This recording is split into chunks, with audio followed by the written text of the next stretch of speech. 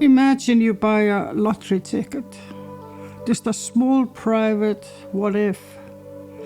And in the quiet moment after, you ask yourself the question everyone asks: what would I actually do with the money if I won? And nothing comes to mind. Nothing extravagant. Nothing. The house, the travel, the freedom, they appear as distant ideas, not longings. You've been handed unlimited resources, and the mind cannot locate a single genuine desire. The spiritual traditions have a word for this. They call it detachment, non-attachment, the stilling of desire. They tell you this is the goal. But there is a question that traditions rarely answer clearly. How do you know when your detachment is real?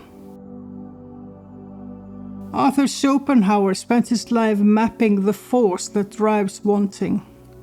And he uncovered something that complicates the entire spiritual project.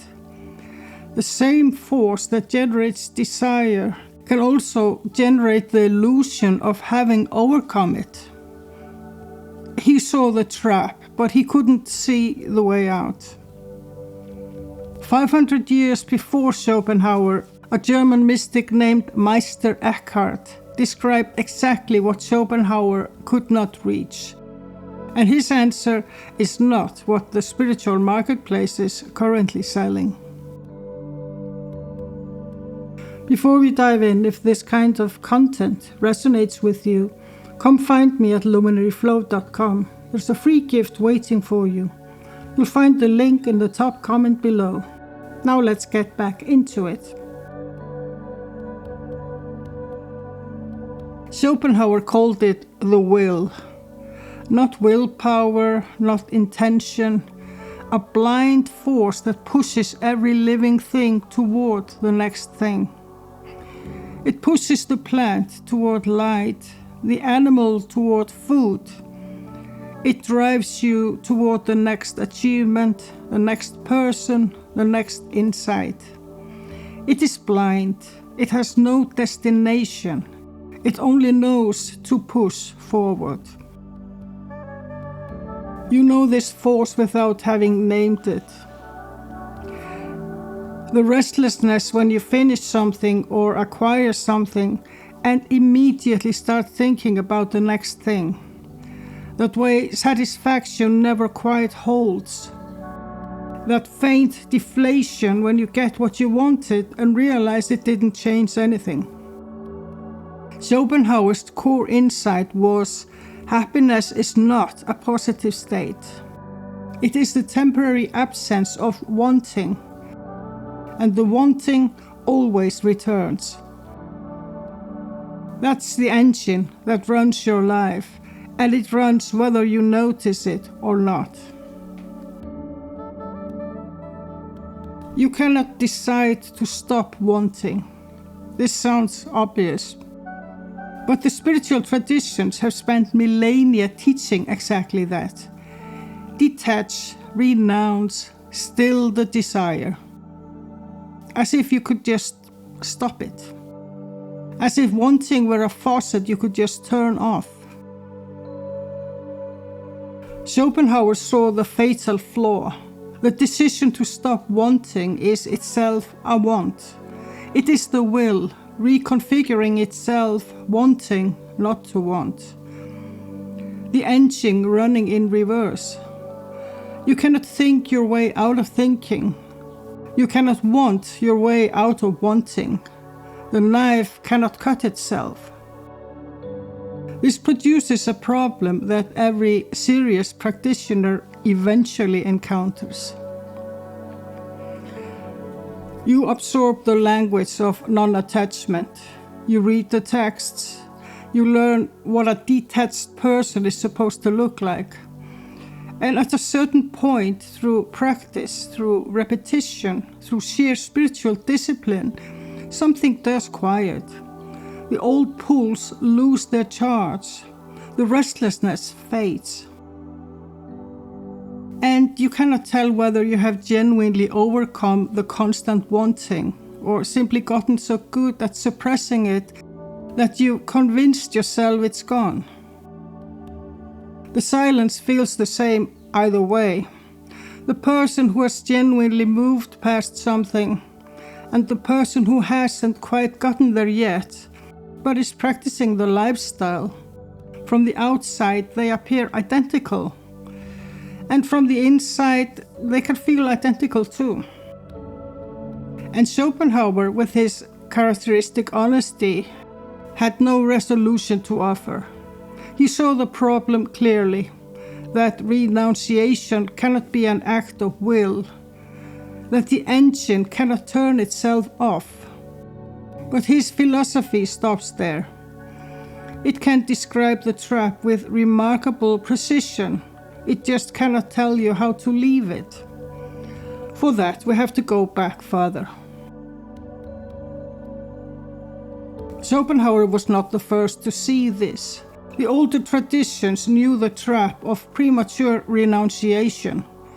They did not treat it as a footnote, they treated it as the central danger of the path. The alchemists called the genuine process the nigredo, the blackening, the stage where everything that once seemed solid dissolves into darkness. But they also knew that a false nigredo was possible, a premature darkening that looked like dissolution but was really avoidance. You cannot transmute what you have refused to encounter. The work that skips the encounter produces not gold, but ash. John of the Cross, writing from a prison cell in 16th century Toledo, insisted that the dark night of the soul could not be manufactured or rushed. It had to be given. Any attempt to produce it yourself, to force detachment, to mimic the silence, to perform the death of desire, was not the dark night. It was spiritual ambition wearing the clothes of surrender. And it would leave you stranded between two worlds, too detached to want, too unseeing to be free.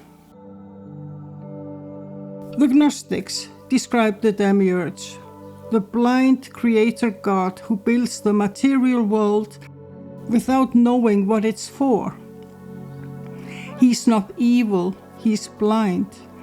He creates and calls it good, unaware that he is generating not a home, but a prison. The demiurge is Schopenhauer's will made mythological. And he is the crucial point. The demiurge does not stop creating just because you pretend not to want his creations. He keeps building. The only way out is to see the builder for what he is. Anything short of that is closing your eyes inside the cell and calling it freedom. All of these traditions converge on the same insight. You cannot detach from what you have not fully encountered. Any attempt to perform detachment before the encounter is not freedom. It is flight.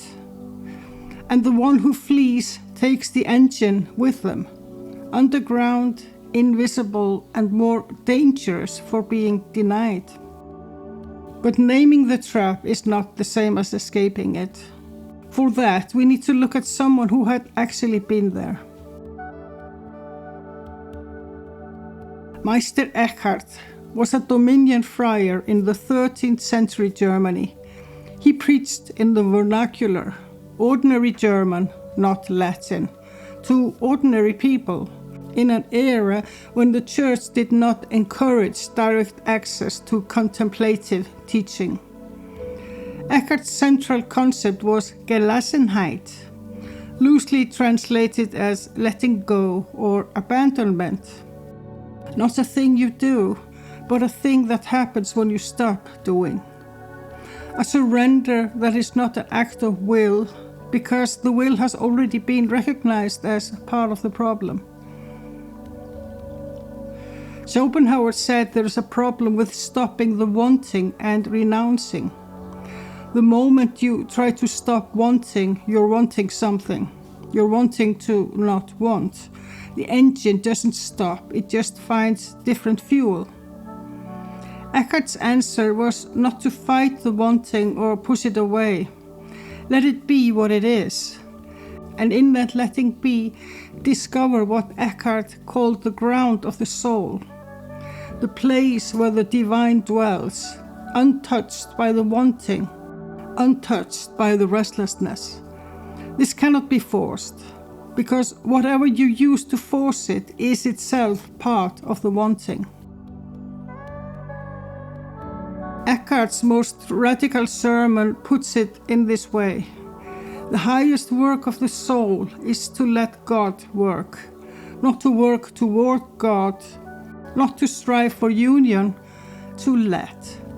For Eckhart, this is not something you achieve, it is something you discover. And what you discover is not detachment, because when you arrive there is nothing to detach from. The wanting simply went missing. And what remains was always there, beneath the noise, waiting to be noticed. This is the resolution Schopenhauer could not provide. He saw the trap because he saw the engine, but he could not see past it because he believed the engine was all there was. Eckhart saw further, beneath the will, beneath the wanting, beneath the noise, there is something that was never driven, never restless, never moving toward. And it does not need to be cultivated, it only needs to be recognized. Return to the lottery ticket. You could have anything, and yet nothing came to mind that you truly wanted. Schopenhauer could only see this as the engine stalling, the will temporarily absent, about to restart. And for many people that is exactly what it is. The silence is just the gap between wants. The engine will fire again. But Eckhart asks a different question. What if the silence is not the gap? What if the silence is what was always here, and the wanting was the interruption? Eckhart called this the birth of the sun in the soul, a recognition of what was always there, beneath the wanting, beneath the striving, beneath the endless noise of the next thing, which means detachment was never even the goal. The freedom from wanting was already there. Schopenhauer was right, that the wanting cannot be willed to stop. He was right that forcing detachment only produces a more subtle form of the same problem. What his system could not accommodate is what Eckhart understood 5 centuries before him. The freedom from wanting was never something to achieve. It was always already there. The wanting was just loud enough to consume all your attention. You do not overcome the wanting. One day you simply notice it has lost its grip. You don't know when that happened. You don't know how. It just did. The solution is simpler than it sounds. Find what is real in you, the self that was there before the wanting started.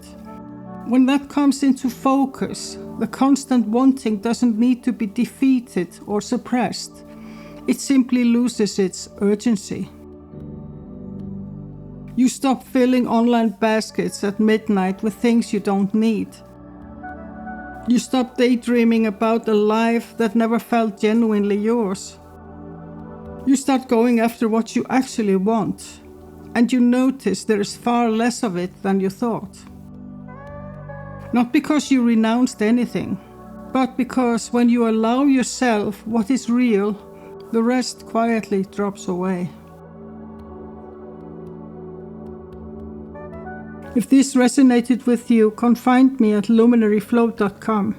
There's a free gift waiting for you there, and you'll also receive my newsletter with thoughts and inspiration behind each video.